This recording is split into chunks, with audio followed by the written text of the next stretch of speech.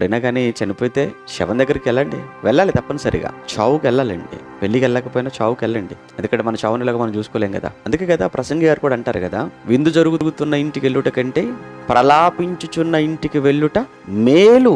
మేలేంటి? మేలేంటండి? మనమైతే ఎలా రాస్తామో తెలుసా అండి? ప్రలాపించుచున్న వారి ఇంటికి వెళ్ళుట కంటే విందు జరుగుతున్న వారి ఇంటికి వెళ్ళుట మేలు అని రాస్తాం మనమైతే. ఎందుకు?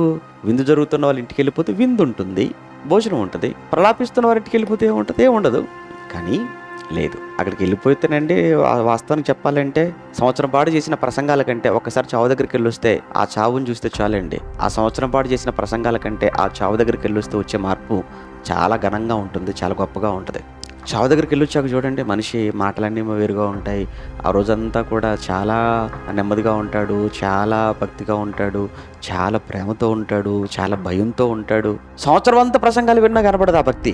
అలా చావు దగ్గరికి వెళ్ళొస్తే ఏంటో నిజమే, ఏం తీసుకెళ్ళాడు, నిన్నటి వరకు బాగా ఎగిరాడు కదా, డమాల్లో పడిపోయాడు, అయిపోయింది. కండలు తిరిగిన వీరుణ్ణైనా మరలా మోయడానికి నలుగురు కావాలి బతుకున్న వాళ్ళు.